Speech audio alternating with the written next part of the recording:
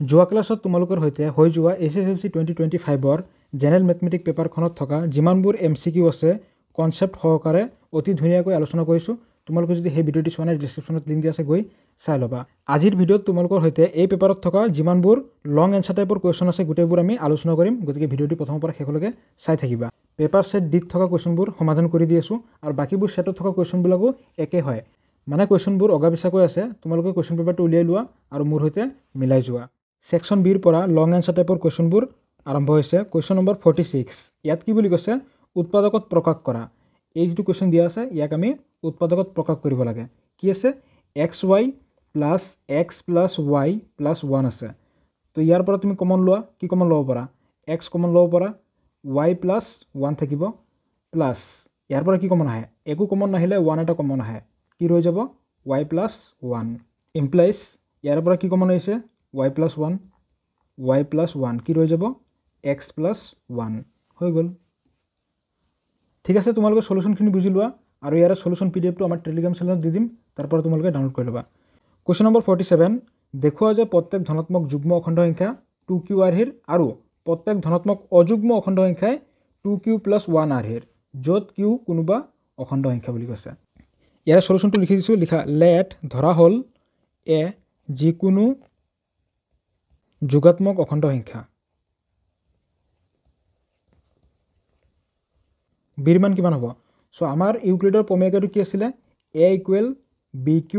Plus R আছিলে। এতিয়া ইয়াৰ পৰা চোৱা, BQ প্লাছ R আছে, বিৰ মান কিমান হ'ব, 2 আৰু B = 2। এতেকে ইউক্লিডৰ কলন বিধি মতে কি আছিলে, A = BQ প্লাছ R, য'ত 0 <= R <= B, বিৰ মানটো কি আছে, 2। তাৰমানে আৰৰ মান কি হ'ব, হয় 0 হ'ব পাৰে বা 1 হ'ব পাৰে, 2 হ'ব নোৱাৰে, 2তকৈ সৰু হ'ব। এতেকে R = 0ৰ বাবে আৰৰ মান 0 ল'লে চোৱা, A = কি হ'ব, A = BQ, বিৰ মান কি আছিলে, 2Q প্লাছ আৰৰ মান কি হৈ গ'ল, 0, অৰ্থাৎ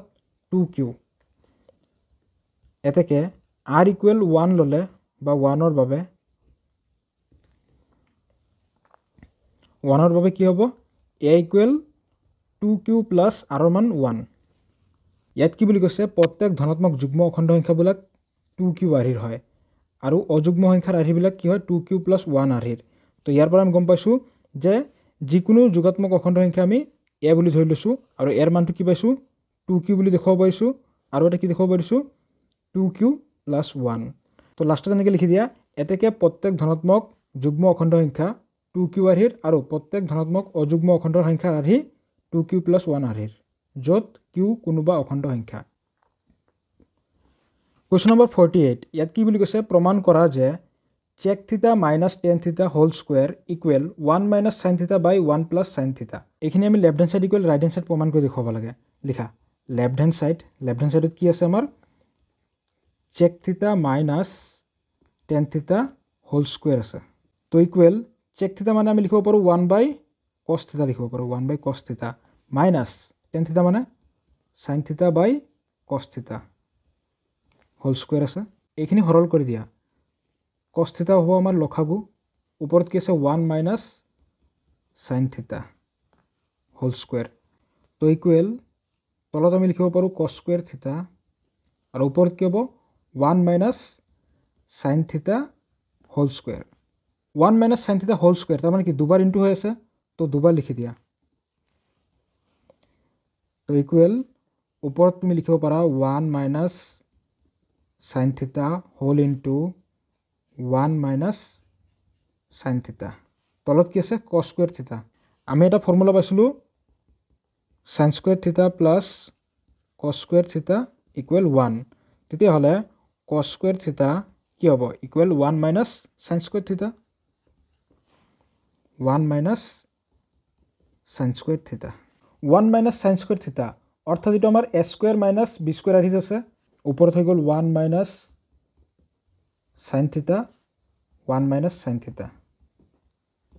তলত কি হ'ব আমাৰ A square minus B square, অৰ্থাৎ এটা হ'ব 1 - sin থিটা আৰু এটা হ'ব 1 প্লাছ সাইন থিটা। ইয়াৰ পৰা আমি দেখা পাইছোঁ যে 1 minus sine theta 1 minus sine theta তলৰ ওপৰত কেঞ্চেল গ'ল। 1 মাইনাছ সাইন থিটা ওপৰত ৰৈ গ'ল আৰু তলত ৰৈ গ'ল 1 প্লাছ সাইন থিটা। আমি কুৱেশ্যনত এইটোৱে দেখুৱাব লাগে, left hand side equal right hand side দেখুৱাই দিছোঁ, ৰাইট হেণ্ড সাইড হৈ গ'ল। কুৱেশ্যন নম্বৰ 49, এ আৰু বি সূক্ষ্মকোণৰ বাবে সাইন বি ইকুৱেল কছ এ প্লাছ 60 ডিগ্ৰী হ'লে টেন এ প্লাছ বিৰ মান কি হ'ব উলিয়াব লাগে। প্ৰথমতে সাইন বিটো উলিয়াই লোৱাচোন। সাইন বি মানে তুমি লিখিব পাৰা cos 90 minus B, 90 degree minus B. তো আমি ফৰ্মুলা পাই আহিছোঁ cos 90 minus B equal sine B. তো সাইন বি মানে আমি লিখিব পাৰোঁ কছ 90 মাইনাছ বি। এতিয়া চোৱা তোমালোকে লিখা যে এটাকে দিয়া আছে সাইন বি ইকুৱেল কছ এ প্লাছ 60 ডিগ্ৰী। তো সাইন বিৰ ঠাইত তুমি লিখিব পাৰা, সাইন বিৰ ঠাইত কি লিখিব পাৰা কছ 90 মাইনাছ বি, কছ 90 ডিগ্ৰী মাইনাছ বি ইকুৱেল সোঁফালে কি আছে কছ এ প্লাছ 60 ডিগ্ৰী। দুয়োফালে কছটো কেঞ্চেল কৰিব পাৰা, ইমপ্লাইজ কি ৰৈ যাব 90 degree minus B equal A plus 60 degree. এইফালে কি আছে 90 ডিগ্ৰী 60 ডিগ্ৰীটো লৈ আহা মাইনাছ 60 ডিগ্ৰী ইকুৱেল এ, মাইনাছ বি আছে সোঁফালে গ'লে প্লাছ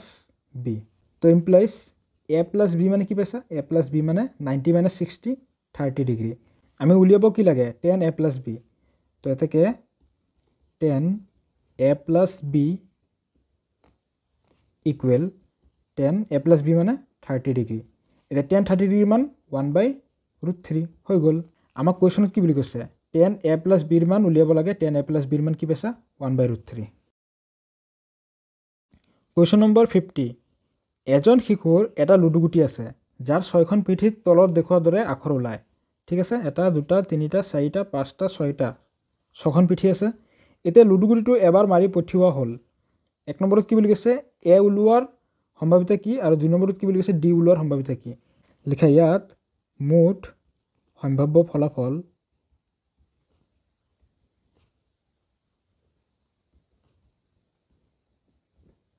ছিক্স। 1 নম্বৰত কি বুলি কৈছে এ ওলোৱাৰ সম্ভাৱিতা মানে পি অফ এ ওলোৱাৰ সম্ভাৱিতা। তলত থাকিব মুঠ সম্ভাৱ্য ফলাফল 6 আৰু ওপৰত থাকিব যিটো ঘটনা ঘটিছে সেই ঘটনাৰ পক্ষে ঘটিত ফলাফল। ঘটনা হৈছে আমাৰ এ ওলোৱাৰ ঘটনা। এ কেইবাৰ ওলাব পাৰে, এটা আছে 2টা আছে অৰ্থাৎ 2। কটাকটি কৰিলে কি হ'ব 1/3। 2 নম্বৰটো চোৱা, 2 নম্বৰত কি বুলি কৈছে পি অফ ডি ওলোৱাৰ সম্ভাৱিতা। তলত থাকিব মুঠ সম্ভাৱ্য ফলাফল 6 আৰু ওপৰত থাকিব যিটো ঘটনা ডি কেইবাৰ ওলাব পাৰে, এবাৰে ওলাব পাৰে, ওপৰত হ'ব 1/6 হৈ গ'ল। কুৱেশ্যন নম্বৰ 51, তলৰ সমীকৰণযোৰ সমাধান কৰা। এযোৰ সমীকৰণ দিয়া আছে আমি সমাধান কৰিব লাগে। চ' কি দিয়া আছে আমাক 2x প্লাছ y ইকুৱেল 5, এইটো 1 নম্বৰ ইকুৱেশ্যন। আৰু এটা কি দিয়া আছে 3x প্লাছ 2y ইকুৱেল 8, এইটো হৈ গ'ল আমাৰ 2 নম্বৰ ইকুৱেশ্যন। এতিয়া 1 নম্বৰ ইকুৱেশ্যনটোৰ লগত আমি কি কৰিম 2 এটা ইনটু কৰি লৈছোঁ, কি হ'ব 2 2 4 4x plus 2 into y 2y equal 2 5 10, এইটো হৈ গ'ল আমাৰ ইকুৱেশ্যন নম্বৰ 3। এতেকে equation number 3 minus equation number 2 implies বাওঁফালৰখিনি বাওঁফালে বিয়োগ কৰা, সোঁফালৰখিনি সোঁফালে বিয়োগ কৰা 4x plus 2y minus 2 number ইকুৱেশ্যনটোত কি আছে 3x, যিহেতু মাইনাছ কৰা হৈছে এইখিনি মাইনাছ হৈ যাব, মাইনাছ 2y ইকুৱেল সোঁফালে কি আছে 10 মাইনাছ 8। তো ইমপ্লাইজ এতিয়া চোৱা 4x মাইনাছ 3x কি হ'ব, এটা x আছে, 2y মাইনাছ 2y এইটো কেঞ্চেল গ'ল ইকুৱেল 10 মাইনাছ 8 কি হ'ব 2। এক্সৰ ভেলু পাই গৈছা, এইবাৰ আমাক লাগে ৱাইৰ ভেলু। এতিয়া 1 নম্বৰ ইমপ্লাইজ 1 নম্বৰ ইকুৱেশ্যনটো চোৱা কি আছে 2x plus y equal 5, 2x plus y equal 5। তো ইমপ্লাইজ 2 ইনটু এক্সৰ মান কি পাইছে 2 প্লাছ y ইকুৱেল 5। তো ইমপ্লাইজ 2 ইনটু 2 4টো সোঁফালে লৈ যোৱা y equal 5 minus 4 implies y equal 5 minus 4 মানে 1 হৈ গ'ল। আমাক কি বুলি কৈছে সমীকৰণযোৰ সমাধান কৰিব লাগে। তো x ইকুৱেল কি পাইছা 2 আৰু y ইকুৱেল 1। হৈ গ'ল। কুৱেশ্যন নম্বৰ 52 ইয়াত কি বুলি কৈছে দুটা ধনাত্মক সংখ্যাৰ বৰ্গৰ পাৰ্থক্য 180 বুলি কৈছে। সৰু সংখ্যাটোৰ বৰ্গ ডাঙৰ সংখ্যাটোৰ 8 গুণ। এতিয়া সংখ্যা দুটা উলিয়াব লাগে। লিখা কুৱেশ্যন নম্বৰ 52 সলিউশ্যন। তোমালোকে এটা লাইন লিখা ধৰা হ'ল সৰু সংখ্যাটো x আৰু ডাঙৰ সংখ্যাটো y বুলি ধৰি লোৱা। দিয়া আছে কি দিয়া আছে সৰু সংখ্যাটোৰ বৰ্গ সৰু সংখ্যাটো x ধৰিছিলোঁ xৰ বৰ্গ কি বুলি কৈছে ডাঙৰ সংখ্যাটোৰ 8 গুণ। এই যে ডাঙৰ সংখ্যাটো y ধৰিছিলোঁ yৰ 8 গুণ। সৰু সংখ্যাটোৰ বৰ্গ ডাঙৰ সংখ্যাটোৰ 8 গুণ বুলি কৈছে। একৰ্ডিং টু কুৱেশ্যন মতে কি বুলি কৈছে ডাঙৰ সংখ্যাটোৰ বৰ্গৰ পৰা সৰু সংখ্যাৰ বৰ্গটো বিয়োগ কৰি দিলে পাৰ্থক্য কিমান পাম 180 পাম। তো ইমপ্লাইজ এতিয়া y square minus x square মান কি পাইছা 8y 8y লিখিব পাৰা ইয়াত 8y equal 180 y square minus 8y 180টো বাওঁফালে আহিলে কি হ'ব মাইনাছ 180 ইকুৱেল 0। এতিয়া আমি এইটো দ্বিঘাত সমীকৰণ পাই গৈছোঁ মধ্যম পদ বিভাজন কৰি দিয়া y square minus 18y minus plus 10y ল'ব পাৰা 10y 18 আৰু 10 ইনটু কৰিলে 180 হ'ব 18ৰ পৰা 10 গুচি গ'লে 8 থাকিব মাইনাছ 180 ইকুৱেল 0। তো ইমপ্লাইজ y কমন আহিলে y মাইনাছ 18 প্লাছ 10 কমন আহিব y মাইনাছ 18 ইকুৱেল 0। তো ইমপ্লাইজ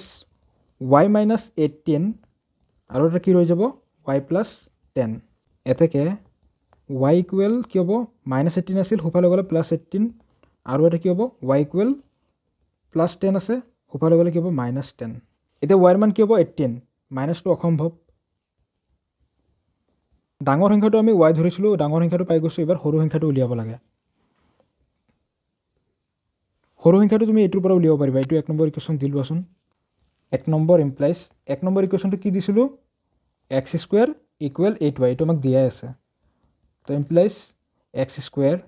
ইকুৱেল 8 ইনটু y ৰ মান 18 ইমপ্লাইজ আমাক লাগে xৰ মান তেতিয়াহ'লে এইফালে বৰ্গমূল চিন আহিব 8 ইনটু 18 144 এতিয়া 144ৰ বৰ্গমূল প্লাছ মাইনাছ 12 হ'ব x ইকুৱেল প্লাছ মাইনাছ 12 পাইছা আৰু y ইকুৱেল 18 পাইছা। এইবাৰ চোৱা আমাক কি বুলি কৈছে সংখ্যা দুটা উলিওৱা লিখি দিয়া নিৰ্ণয় সংখ্যা দুটা এতেকে সংখ্যা দুটা x সৰু সংখ্যাটো কিমান হ'ব x ইকুৱেল প্লাছ মাইনাছ 12 পাইছা ইয়াত আমাক কি বুলি কৈছে দুটা ধনাত্মক সংখ্যা বুলি কৈছে যেহেতু ধনাত্মক বুলি কৈছে তেতিয়াহ'লে প্লাছ 12টো ল'ম মাইনাছ 12টো কি হ'ব অসম্ভৱ। তো x ইকুৱেল 12 আৰু y ইকুৱেল কি হ'ব y ইকুৱেল 18 হৈ গ'ল। কুৱেশ্যন নম্বৰ 53 এটা সমান্তৰ প্ৰগতিৰ প্ৰথম nটা পদৰ যোগফল 3n² / 2 প্লাছ 13n/2 তেনেহ'লে 25তম পদটো নিৰ্ণয় কৰা মানে nতম পদৰ যোগফলৰ ফৰ্মুলাটো ইয়াত লিখি দিছে ঠিক আছে Sn। আমি কি কৰিব লাগে 25তম পদটো উলিয়াব লাগে। তো লিখা সলিউশ্যন Sn কিমান দিয়া আছে 3n² / 2 প্লাছ 13n/2 25তম পদ ওলোৱা ফৰ্মুলাটো কি হয় Tn অৰ্থাৎ T25 ইকুৱেল কি হ'ব S25 মাইনাছ S24 মানে 25টা পদৰ যোগফলৰ পৰা 24টা পদৰ যোগফলটো যদি বিয়োগ কৰি দিয়া তেতিয়াহ'লে 25তম পদটো পাই যাবা। তো ইয়াৰ পিছৰ লাইনটো ইয়াত লিখিছোঁ চোৱা তো ইকুৱেল S25 25তম পদৰ যোগফল ফৰ্মুলা কি আছিলে এইটো হ'ব আমাৰ ফৰ্মুলা 3n² n মানে 25 স্কুৱেৰ বাই 2 প্লাছ কি আছে 13n/2 13n মানে কিমান 25 ইনটু 25/2 মাইনাছ এবাৰ 24তম পদৰ যোগফল ফৰ্মুলা এইটোৱে থাকিব 3n² মানে 3 ইনটু 24 হোল স্কুৱেৰ বাই 2 প্লাছ আছিলে যেহেতু ইয়াত মাইনাছ প্লাছ মাইনাছ হৈ যাব 13n/2 13n মানে 24/2 তো ইকুৱেল এতিয়া চোৱা এইখিনি যদি তুমি সৰল কৰা এইটো সৰলটো তোমালোকে কৰি চাবা কেলকুলেশ্যন কৰি চাবা কিমান পাবা 1100 পাবা মাইনাছ এইখিনি সৰল কৰিলে কি পাই আছা এইখিনি সৰল কৰিলে পাই আছা 1020 পাই আছা এতিয়া 110 পৰা 1020 গুচি গ'লে কিমান থাকিব 80 হৈ গ'ল এইটো answer question number 54 ABC ত্ৰিভুজত AB আৰু AC বাহুত ক্ৰমে x আৰু y দুটা বিন্দু যদি AX = 4 cm XB 10 cm AY 6 cm YC 15 cm দেখুৱা যে 2BC = 7/xy এটো দেখুৱাব লাগে সো চিত্ৰটো ইয়াত দিয়া আছে AX কিমান বুলি কৈছে 4 cm AX 4 cm XB কিমান 10 cm AY 6 cm YC কিমান বুলি কৈছে 15 cm এতিয়া আমি লক্ষ্য কৰিম AXY আৰু ABC এই দুটা ত্ৰিভুজ সদৃশ হয় না চোৱাচোন সদৃশ হ'বলৈ হলে এই XY টোৱে AB আৰু AC বাহুক সমান অনুপাতত বিভক্ত কৰিব লাগিব সমান অনুপাতত বিভক্ত কৰিছে নে চোৱা হিয়াৰ ইয়াত আমি যদি লিখো যে AX/XB = AY/YC AX ৰ মান কিমান 4/10 = AY ৰ মান 6/15 implies 2 দি 4 দুইবাৰ যাব 2 দি 10 পাঁচবাৰ যাব ইকুৱেল 3 দি 6 দুইবাৰ যাব 3 দি 15 পাঁচবাৰ যাব ইয়াৰ পৰা আমি দেখা পাইছো যে XY এ কি কৰিছে AB আৰু AC ক সমান অনুপাতত বিভক্ত কৰিছে ইয়াৰ পিছৰখিনি ওপৰত লিখি আছো যেহেতু তলত জাগা নাই তোমালোকে তলত লিখিবা ঠিক আছে এতেকে ত্ৰিভুজ AXY সদৃশ ত্ৰিভুজ ABC ত্ৰিভুজ দুটা সদৃশ হলে ইহতৰ অনুৰূপ বাহুবোৰ সমান অনুপাতত থাকিব XY/BC = AX/AB = AY/AC এতিয়া এই ত্ৰিভুজ দুটাৰ অনুৰূপ বাহুবোৰ কি হয় সমান অনুপাতত থাকে এতিয়া AY/AC ইহতৰ অনুপাতটো কিমান এতেকে AY/AC = AY ৰ মান কিমান আছে 6/AC AC ৰ মান কিমান হ'ব এইখিনিৰ মান যদি 6 হয় 6 + 15 কিমান হ'ব 21 কটাকটি কৰিলে কিমান হ'ব 3 দি 6 কেইবাৰ যাব দুইবাৰ যাব 3 দি 21 সাতবাৰ যাব 2/7 এটো তোমালোকে ব্ৰেকেটত লিখি দিবা যেহেতু AY/AC = এইখিনি ঠিক আছে কিমান পাইছা 2/7 AY/AC ৰ মান যিমান AX/AB ৰ মানো হিমানে হ'ব XY/BC ৰ মানো হিমানে হ'ব লিখা এতেকে XY/BC = ইয়াৰ অনুপাত কি পাইছা 2/7 তো implies 2 * BC 2BC = 7 * XY 7XY হৈ গ'ল আমি এইখিনি প্ৰমাণ কৰি দেখুৱাব লাগে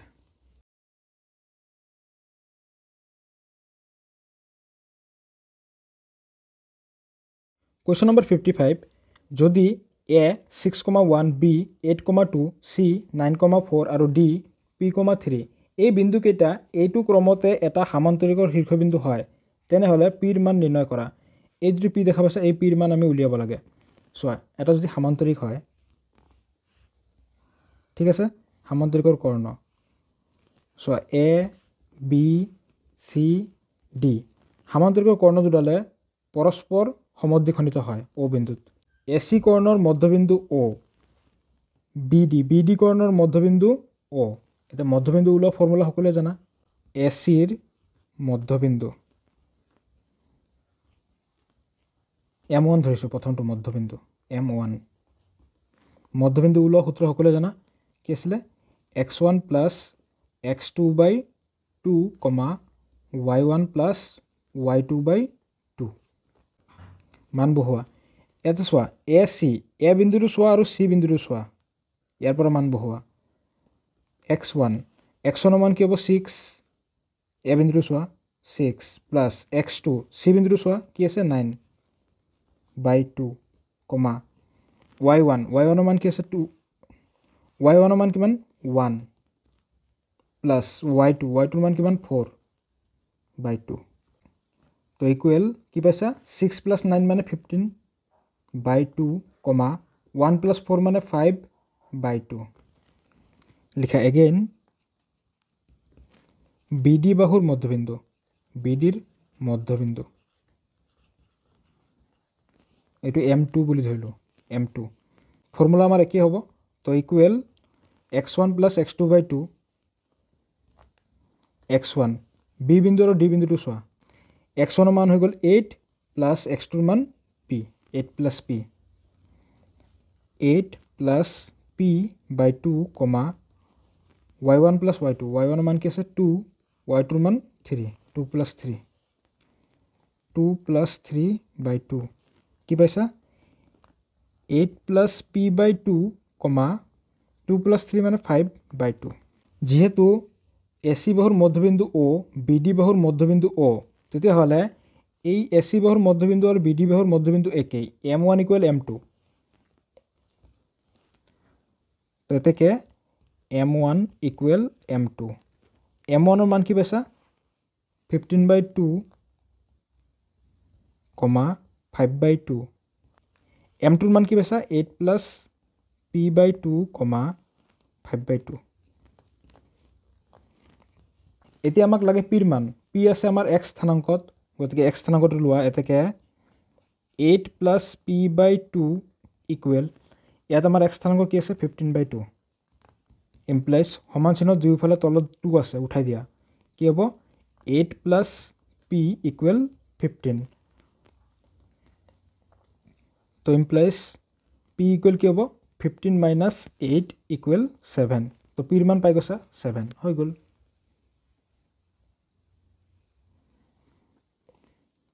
Question number 56 প্ৰমাণ কৰা যে এটা বহিবিন্দুৰ পৰা বৃত্তলৈ টনা স্পৰ্শকবোৰৰ দৈৰ্ঘ্য সমান এটো তোমালোকৰ কিতাপৰ চেপ্টাৰ 10 অৰ্থাৎ বৃত্ত এই অধ্যায়টোৰ পৰা উপপাদ্য 10.2 হয় ঠিক আছে তোমালোকৰ উপপাদ্য 10.2 টো চাই লবা আৰু ইয়াৰ সলিউশনটো মই তোমালোকক আগতে কৰি দিছো তোমালোকক সেই ভিডিঅ'ৰ লিংক ডেসক্ৰিপচনত দিয়া থাকিব তোমালোকে চালে তাৰ পৰা চাই লব পাৰিবা Question number 57 4 cm ব্যাসাৰ্ধযুক্ত এটা বৃত্তৰ 30 ডিগ্ৰী কোণৰ বৃত্তকলাটোৰ কালি নিৰ্ণয় কৰা লগতে অনুৰূপ মুখ্য বৃত্তকলাটোৰ কালি নিৰ্ণয় কৰা ইয়াত কি বুলি কৈছে পাই 3.14 ব্যৱহাৰ কৰিব দিছে এইটো তোমালোকৰ কিতাপৰ চেপ্টাৰ 12 উদাহৰণ 2 এখিনি সলিউশন তোমালোকক কৰি দিয়া হৈছে তোমালোকে যদি এই ভিডিঅ'টি চোৱা নাই ডেসক্ৰিপচনত লিংক দিয়া থাকিব গৈ চাই লব পাৰিবা আৰু বা তোমালোকে কিতাপত থকা উদাহৰণ 2 ৰ পৰাও চাই লব পাৰিবা Question number 58 এটা পুতলা একে ব্যাসাৰ্ধযুক্ত এটা অৰ্ধগোলকৰ ওপৰত 3.5 cm ব্যাসাৰ্ধযুক্ত এটা শংকুৰে গঠিত পুতলাটোৰ মুঠ উচ্চতা হ'ল 15.5 cm পুতলাটোৰ মুঠ পৃষ্ঠকালি উলিয়াব লাগে এই কোৱেশ্চনটো তোমালোকৰ কিতাপৰ চেপ্টাৰ 13 এক্সাৰসাইজ 13.1 কোৱেশ্চন নম্বৰ 3 টো হয় আৰু এইখিনি সলিউশন তোমালোকক অলৰেডি কৰি দিছো তোমালোকে যদি এই ভিডিঅ'বিলাক চোৱা নাই ডেসক্ৰিপচনত লিংক দিয়া থাকিব তাৰ পৰা গৈ তোমালোকে ইয়াৰ সলিউশনটো চাই লব পাৰিবা ঠিক আছে যেহেতু ভিডিঅ'টি বহুত দীঘলীয়া হৈ যাব গতিকে দুই এটা কোৱেশ্চনৰ সলিউশন কৰি দিয়া নাই আগতে এইবিলাকৰ সলিউশন কৰি দিছো তোমালোকে এই ভিডিঅ'বিলাকো চাই লব পাৰিবা ভিডিঅ'বিলাকৰ লিংক ডেসক্ৰিপচনত দিয়া থাকিব Question number 59 ইয়াত কি বুলি কৈছে তলৰ তথ্যখিনিৰ মাধ্য 22 হলে x ৰ মান নিৰ্ণয় কৰা এই যেটো তথ্য দেখা পাইছা ইয়াৰে তথ্য ইয়াৰে মাধ্য যদি 22 হয় আমি এই x ৰ মান উলিয়াব লাগে ঠিক আছে Question number 59 ৰ সলিউশনটো ইয়াত কৰি দি আছো তোমালোকে তালিকাটো বনাই লোৱা আৰু এনেকে যিখিনি দিয়া আছে লিখি লোৱা শ্ৰেণী অন্তৰাল বাৰম্বাৰতা fi আৰু xi xi ৰ মানটো কেনেকৈ উলিওৱা হয় চোৱা এই 0 এই যেটো আমাৰ শ্ৰেণী অন্তৰাল উচ্চ সীমা নিম্ন সীমা যোগ কৰি 2 এৰে ডিভাইড 10 + 0 10 10/2 কিমান হ'ব 5 10 + 20 30 30 আধা কৰিলে 15 20 + 30 কিমান হ'ব 50 মানে 25 30 + 40 কিমান হ'ব 70 মানে 35 40 + 50 কিমান হ'ব 90 তাৰ মানে 45 fi xi fi আছে 12 xi কিমান আছে 5 5 12 গুণ 60 x into 15 15x 6 into 25 কিমান হ'ব 150 7 into 35 245 9 into 45 405 এতেকে summation of fi equal 12 plus x plus 6 plus 7 plus 9 কিমান হ'ব x plus 34 summation of fi xi equal এইখিনি প্লাস কৰিলে আমি পাই আছো 15x plus 860 এতিয়া আমাৰ কোৱেশ্চনত কি বুলি কৈছে মাধ্য কিমান দিয়া আছে মাধ্য দিয়া আছে 22 মাধ্য হল ফৰ্মুলা কি আছিল summation of fi xi equal summation of fi equal 22 তো implies summation of fi xi কিমান আছে 15x plus 860 by summation of fi কিমান x plus 34 equal 22 implies 15x plus 860 equal 22 into x 22x plus 22 into 34 কি পাই আছা 748 তো implies 15x minus 22x equal 748 minus 860 এইখিনি লিখি লৈছো এবাৰ 15x minus 22x কিমান হ'ব minus 7x equal 748 minus 860 কিমান হ'ব minus 112 দুইফালে মাইনাস আছে ক্যান্সেল কৰি দিয়া এতে 7 এদি 112 কিমান বাৰ যাব 16 বাৰ যাব তেতিয়া হলে x ইকুয়াল কি পাইছা 16 হৈ গল আমাক কোৱেশ্চনত দিয়া আছিল এই যিখিনি তথ্য এই তথ্যখিনিৰ মাধ্য দিয়া আছিল 22 ইয়াৰে পৰা আমি এই x ৰ ভ্যালু উলিয়াব লাগে উলিয়াই দিছো কোৱেশ্চন নম্বৰ 60 এটা সমকোণী ত্ৰিভুজ আঁকা য'ত ভূমি 4 সেমি আৰু উচ্চতা 3 সেমি সমকোণী ত্ৰিভুজ আঁকিব লাগে ভূমিটো 4 সেমি ভূমি AB 4 সেমি ভূমি এটা উচ্চতা তেতিয়ালে AB ৰ ওপৰত লম্ব অঙ্কন কৰা AC লম্ব অঙ্কন কৰিলো AC কিমান 3 সেমি যেটো সমকোণী ত্ৰিভুজ এটো কিমান হ'ব 90 ডিগ্ৰী এটো হৈ গল আমাৰ সমকোণী ত্ৰিভুজ এবাৰ কি বুলি কৈছে তাৰ পিছত আন এটা ত্ৰিভুজ আঁকা আন এটা ত্ৰিভুজ অঙ্কন কৰিব লাগে যাৰ বাহুবোৰ প্ৰদত্ত সমকোণী ত্ৰিভুজটোৰ অনুৰূপ বাহুবোৰৰ 2/3 গুণ আমি আৰু এটা ত্ৰিভুজ অঙ্কন কৰিব লাগে এই যেটো ABC ত্ৰিভুজ আছে ইয়াৰে অনুৰূপ বাহুবোৰৰ 2/3 গুণ হ'ব ঠিক আছে তাৰ বাবে কাম কৰা এই যেটো A বিন্দু দেখা পাইছা A বিন্দু কেন্দ্ৰ কৰি AX ৰশ্মি অঙ্কন কৰা AX ৰশ্মিৰ ওপৰত আমি কিমানটা বিন্দু লম সোৱা ইয়াত ডাঙৰ সংখ্যা কোনটো আছে 3 তেতিয়া হলে ইয়াত আমি কেইটা বিন্দু লম তিনিটা বিন্দু লম A1 A2 A3 A3B সংযোগ কৰা A2 বিন্দু কেন্দ্ৰ কৰি A3B ৰ সমান্তৰাল হোৱাকৈ এটা ৰেখা অঙ্কন কৰা যিয়ে AB ক B ডেশত কাটে এবাৰ B ডেশক কেন্দ্ৰ কৰি BC ৰ সমান্তৰাল হোৱাকৈ এটা ৰেখা অঙ্কন কৰা যিটোৱে AC ক C ডেশত কাটে C ডেশ গতিকে A B ডেশ C ডেশটো আমাৰ আঁকিবলগীয়া ত্ৰিভুজ যাৰ বাহুবোৰ প্ৰদত্ত সমকোণী ত্ৰিভুজ ABC ৰ 2/3 গুণ ঠিক আছে তোমালোকে চিত্ৰটো এনেদৰে অঙ্কন কৰি লবা আৰু ইয়াত 4 মাৰ্ক আছে যেহেতু 4 মাৰ্ক আছে তোমালোকে অঙ্কন প্ৰণালীটো লিখি দিবা ঠিক আছে যদি তোমালোকৰ হাতত টাইম নাছিলে তেতিয়ালে তোমালোকে চিত্ৰটো অঙ্কন কৰি আহিলে হ'ব তোমালোকে প্ৰথমতে চিত্ৰটো অঙ্কন কৰি লবা আৰু চিত্ৰটোৰ পৰা অঙ্কন প্ৰণালী বনাই লিখিব পাৰিবা অঙ্কন প্ৰণালীটো মই এবাৰ লিখি দিছো সোৱা যে AB 4 সেমি লোৱা হল AC লম্ব AB লোৱা হল ABC এ প্ৰদত্ত ত্ৰিভুজ এতিয়া A বিন্দুক কেন্দ্ৰ কৰি AB ৰ তলফালে AX ৰশ্মি লোৱা হল এই চিনটো ৰশ্মি বুজায় ঠিক আছে AX ৰশ্মিৰ ওপৰত তিনিটা বিন্দু লোৱা হল যাতে A1 equal A1 A2 equal A2 A3 A3B সংযোগ কৰা হল A3B ৰ সমান্তৰাল হোৱাকৈ A2 B ডেশ লোৱা হল একেদৰে BC ৰ সমান্তৰাল হোৱাকৈ B ডেশ C ডেশ লোৱা হল A B ডেশ C ডেশে আঁকিবলগীয়া ত্ৰিভুজ যাৰ বাহুবোৰ প্ৰদত্ত সমকোণী ত্ৰিভুজটোৰ অনুৰূপ বাহুবোৰৰ 2/3 গুণ ঠিক আছে চিত্ৰটো তোমালোকক বুজাই দিছো এতিয়া এই চিত্ৰটো যিদৰে অঙ্কন কৰিছো হেমতে অঙ্কন প্ৰণালী লিখি দিছো Question number 61 x square plus 7x plus 10 এই বহুপদটোৰ শূন্যবোৰ উলিওৱা আৰু এই শূন্য আৰু সহগবোৰৰ মাজৰ সম্পৰ্ক পৰীক্ষা কৰা বুলি কৈছে শূন্য আৰু সহগৰ সম্পৰ্ক পৰীক্ষা কৰিব লাগে প্ৰথমতে শূন্যবোৰ উলিয়াই লোৱা ধৰা হল let p of x equal x square plus 7x plus 10 এতেকে p of x equal 0 তো implies আমি সমীকৰণটো কি পালো x square plus 7x plus 10 equal 0 এতে এইটো আমি দ্বিঘাত সমীকৰণত পাই গৈছো তেতিয়ালে মধ্যম পদ বিভাজন কৰি দিয়া x square plus 7x মানে 2x plus 5x লিখিব পাৰা plus 10 2 5 গুণ 10 2x plus 5x 7x equal 0 তো implies x square plus 2x ৰ পৰা x কমন আহিলে x plus 2 ৰব plus 5x plus 10 ৰ পৰা 5 কমন আহিলে x plus 2 ৰব equal 0 তো implies এটা হৈ গল আমাৰ x plus 2 আৰু এটা হৈ গল x plus 5 equal 0 এতেকে x plus 2 equal 0 implies x equal কি হ'ব -2 আৰু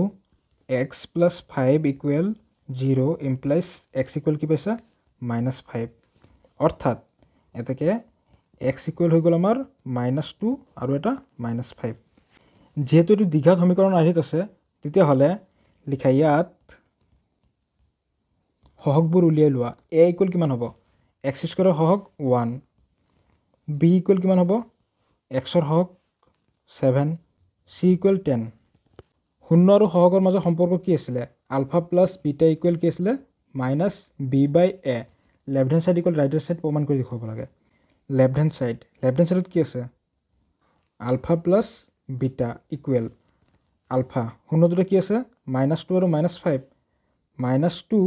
প্লাছ -5 তাৰমানে কি হ'ব -5 -2 -5 -7 তো right hand side equal -b by a -b ৰ মান কি আছে 7 বাই a ৰ মান 1 তাৰমানে -7 শূন্য আৰু সহগৰ মাজৰ সম্পৰ্ক পৰীক্ষা কৰি দেখুৱাইছোঁ left hand side equal right hand side কোনটোৰ পিছত কোনটো কৰিছোঁ ভালদৰে চাই যাবা দেই চোৱা শূন্যবিলাকৰ যোগফল দেখুৱাইছোঁ এবাৰ শূন্যবিলাকৰ পূৰণফল দেখুৱাই দিয়া alpha into beta equal C by A চোৱা লেফ্ট হেণ্ড সাইড ইকুৱেল শূন্যটোৰ গুণফল শূন্যটোতে কি আছিলে -2 ইনটু -5 কিমান হ'ব 5 দুগুণ 10 মাইনাছ মাইনাছ ইনটু হ'লে প্লাছ হৈ যায় এবাৰ ৰাইট হেণ্ড সাইড ইকুৱেল কি আছে চি বাই এ চিৰ মান কিমান আছে 10 বাই এৰ মান 1 ইকুৱেল 10 ইয়াতো আমি দেখা পাইছোঁ left hand side equal right hand side ইয়াতে left hand side equal right hand side হৈ গ'ল এইখিনি এনচাৰ ঠিক আছে আজিৰ ক্লাছত আমি কি আলোচনা কৰিলোঁ তোমালোকৰ হৈ যোৱা SSLC 2025ৰ জেনেৰেল মেথমেটিক পেপাৰখনত থকা যিমানবোৰ লং এনচাৰ টাইপৰ কুৱেশ্যন আছে গোটেইখিনি আমি আলোচনা কৰিছোঁ গতিকে ভিডিঅ'টি ভাল লাগিলে ভিডিঅ'টি লাইক কমেণ্ট আৰু বন্ধুসকলৰ লগত শ্বেয়াৰ কৰিবলৈ নাপাহৰিবা